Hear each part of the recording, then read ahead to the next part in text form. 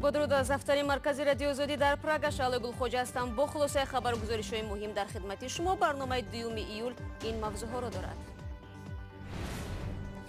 نشست اضطراری هواپیمای شرکت توجیک ایر در دمدید و مهندسان توجیک برای معاینه هواپیما و معلوم کردن مشکل فنی به مسکو رفتند.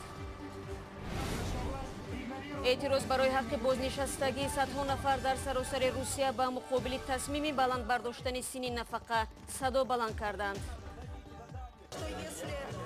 اگر همه مردم بر ضد این اصلاحات صدا بلند کنند، باور دارم که این صنعت تصویب نمی شود.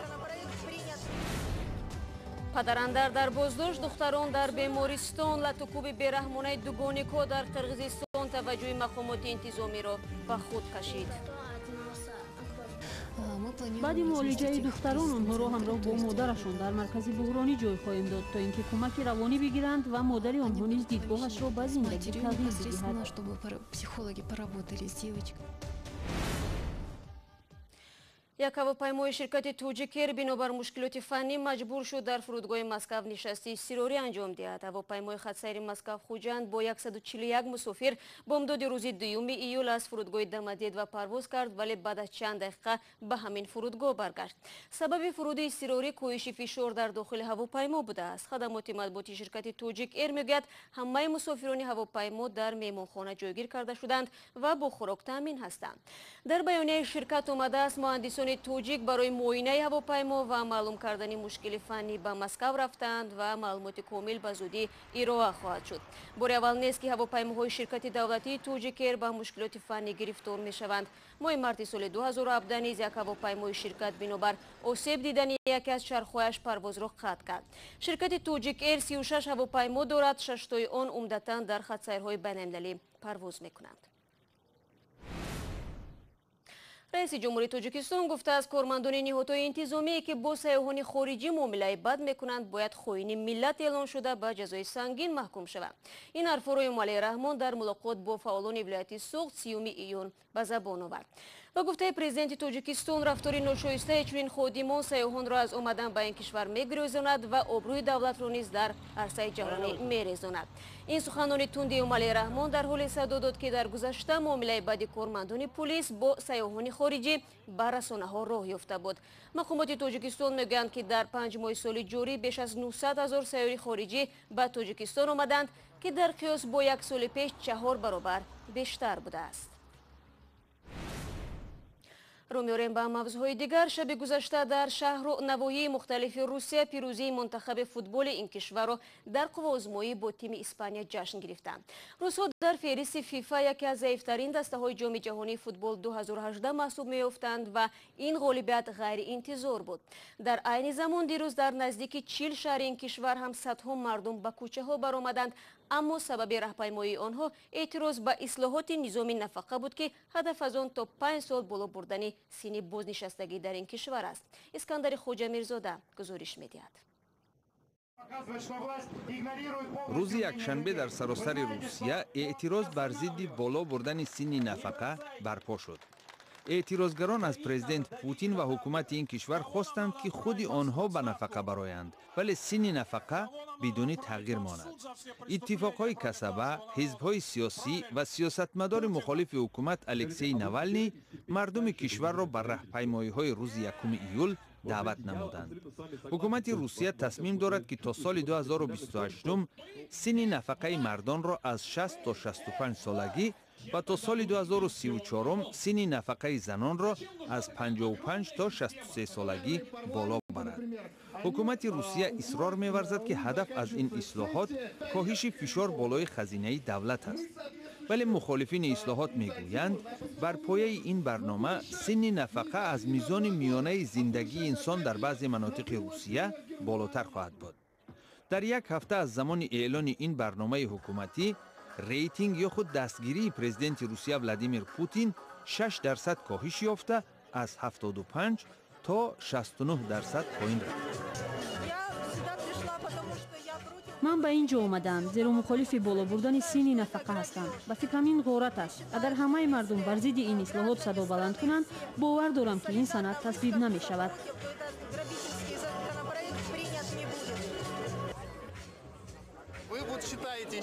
من در 42 سالگیم کار یافتن نمیتوانم. کار دهندگان مرا به کار نمیگیرند چون که 30 سال محدودیت است. به من بارها گفتند حتی در 30 سالگی من برای پیدا کردن کار ناشایم به حساب میروم. آنها میخواهند ما تا 65 سالگی کار کنیم. من نه از روی آوازه ها و از روی آمار رسمی میدانم که میزان میانه حیات مردان از 65 سال پایین است. با هدف تأمین نظم و ثبات پرزیدنت روسیه دستور داده است که در 11 شهر میزبان جام جهانی فوتبال برگزاری هر گونه راهپیمایی‌ها منع گردیده، مقامات حفظ حقوق و ترتیبات صلاحیت‌های علاوگی در اختیار داشته باشند. مقامات چندی از اشتراکچیان اعتراض‌ها را بازداشت نمودند، ولی بعد تفتیش اسناد اکثر آنها را جواب دادند. شما برنامه خبری رادیو آزادی رو تماشا دارید. وزیر کارهای داخلی آلمان که همزمان رهبر حزب متفق ائتلاف حاکم آلمان میباشد، حاضر است بنابر اختلاف نظر با کانسلر آلمان انگلا مرکل به استعفا رود. او با اشاره به مخالفتش به سیاست مهاجرت گفته است آماده است از هر دو مقام استعفا دهد. ماه ایون زرهوفر از مرکل شدید شدن سیاست مهاجرت و نظارت بیشتر بر مرزهای آلمان را طلب کرد. با گفته رویتر صرف نظر از چاره‌هایی که در جلسه آخر با رهبران اتحاد اروپا هماهنگ شد، رهبر اتحاد مسیحی و سوسیالی راهی را به جز بیرون کردن بخشی از مهاجران از آلمان نمی‌بیند. صدر اعظم آلمان انگلا مرکل این پیشنهاد را قبول ندارد. با گفته دویچه ویله روز دوشنبه 2 ایول، زهوفر با مرکل وارد مذاکرات می‌شود تا اختلاف نظر عاید مهاجرت را لغو کند. نتیجه این نشست آینده سیاسی زهوفر را معین خواهد کرد. برمیگردیم به تاجیکستان. سفارت آمریکا در تاجیکستان از بسته شدن شرکت‌های بین‌المللی خطکشانی اظهار نگرانی کرده است. سفارت ندادن اجازت برای فعالیت این شرکت‌ها را محدود کردن دسترسی به خدمات باصفت نام برده است. از بسته شدن DHL و دیگر شرکت‌های خطکشانی بین‌المللی در تاجیکستان رسا 1 سال سپری شد. قطع شدن فعالیت شرکت‌ها نامرسانی را به تاجیکستان و بیرون از آن مشکل ساخت. کارافتادگان حالا مجبورند حجت‌ها و مراسلات را توسط این یا آن افراد و یا شرکت‌های نچندان باوری بخش بفرستند. همکارم عبدالله شوروف این مسئله را تحقیق دارد و حالا با ما در استودیو است. سلام عبدالله. اصلی نگرانی سفارت آمریکا در چیست؟ چرا آنها از بسته شدن شرکت‌های خطکشانی بین‌المللی صدا بلند کردند؟ سلام شهلا. سفارت بسته شدن این شرکت ها را در تاجیکستان یک نوع محدود کردن رقابت و دسترسی مشتریان به خدمت رسانی آنها قلمداد کرده است. در یک پاسخ به سؤال رادیو آزادی، سفارت آمریکا در تاجیکستان گفت که آنها از قرار حکومت تاجیکستان عاید به بیکار نمودن اجازت نامه شرکت های مثل DHL، UPS، TNT و پونی اکسپرس در تاجیکستان قناعتمند نیستند. در این پاسخ سفارت میگوید باوری دارد که اگر به بازار دخالت نکنند، بازار آزاد به نتیجه های بهتر برای صاحبکاری و استعمال کنندگان آورده میرساند. سفارت بر این باور است که قرار حکومت تاجیکستان برای بیکار کردن اجازتنامه این شرکت های بین المللی دخالت غیر چشم‌داشت به بازار است که رقابت و دسترسی استعمال کنندگان را به خدمت رسانی های باصفت محدود میکند. در ادامه این اظهارات میخوانیم وقتی که رقابت در بین شرکت ها موجود است، ما محصولات، خدمت رسانی بهتر و نوآوری ها را دیده میتوانیم. ضمناً سفارت و سازمان های بین المللی در تاجیکستان که زود به خارج نامه و مراسلات میفرستند، از مشتریان فعال DHL و شرکت های دیگری خطکشانی بین المللی بودند. ولی عبدالله، با وجود اینکه فعالیت شرکت‌های بین‌المللی خطکشانی در تاجیکستان قطع شد، ولی شرکت پشت تاجیک فعال است. مگر این شرکت طلبات سفارت‌ها را قانع نمی‌کند؟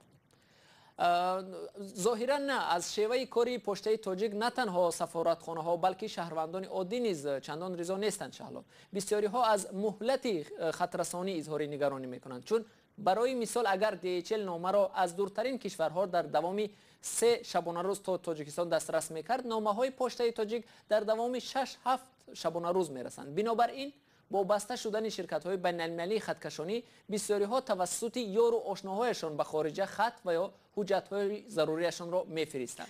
اما عجیب است که چرا در مدت این 1 سال پشت تاجیک نتوانست موفق شود؟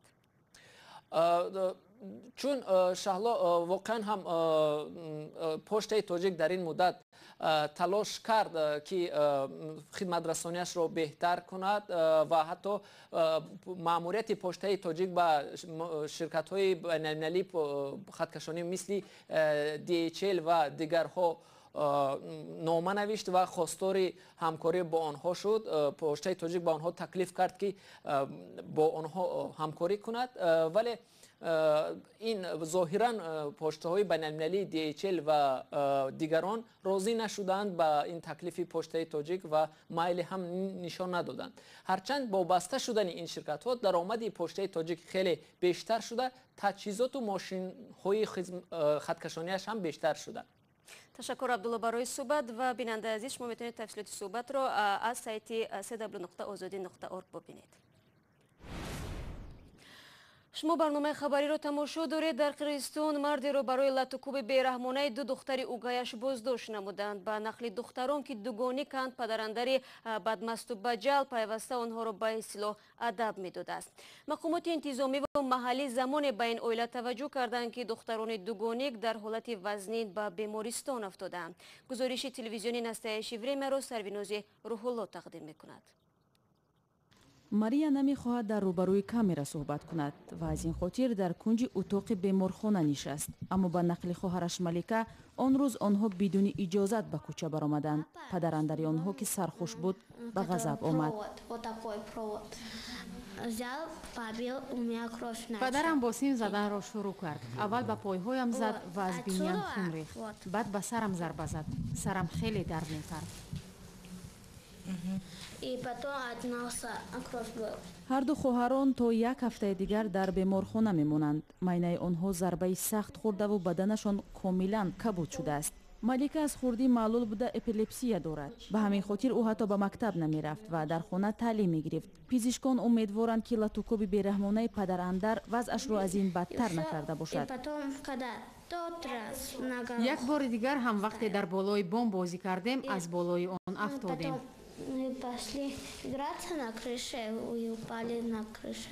нақли хоҳарон ҳар бор дигар мешавад. намояндагони омбудсмен мегӯянд чунин тарзи баёни фикрро модарашон ба онҳо талқин кардааст, то ин ки шавҳарашро аз маҳкумияти зиндон наҷот бидиҳад.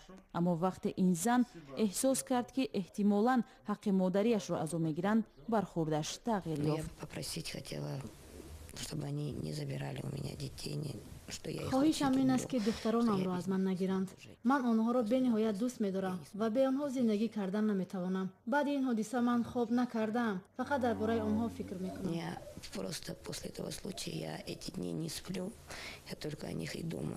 ин зан бовар мекунонад ки худи ӯ ба духтаронаш даст намебардошт ва онҳо маънии зиндагиаш ҳастанд.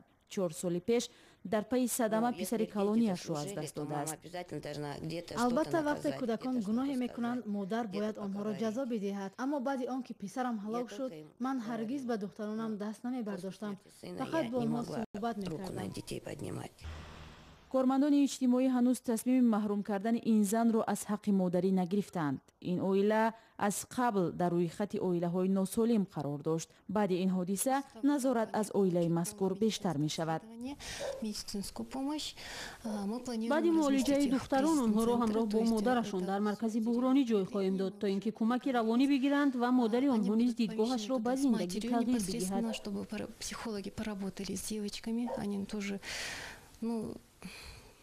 Получили, наверное, они психологическую травму.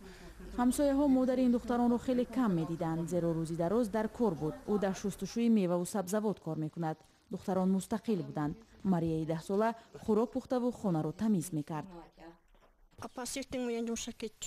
духтарҳо хубанд, модарашон доим дар кор аст. дар бораи Андрей падарандари онҳо чизе гуфта наметавонем, чун ӯро низ чандон зиёд надидем. падари 33 солаашонро духтарон то ба ҳол падар ном мебаранд, аммо онҳо иқрор мекунанд ки дигар падарандари бадмасту бераҳмашонро дар хона дидан намехоҳанд. ҳарчанд модари ин духтарон нисбати ҳамзисташ ариза нанавиштааст, аммо аз рӯи ҳодисаи латукуб парвандаи ҷиноӣ боз шудааст. ҳоло мард дар боздошт аст. бо ин матлаб барномаи имрӯзро анҷом медиҳем. аз ҳамроҳиятон сипосгузорем. рӯзи хуб дошта бошед ва то барномаи фардо худо нигаҳдори ҳар яки шумо.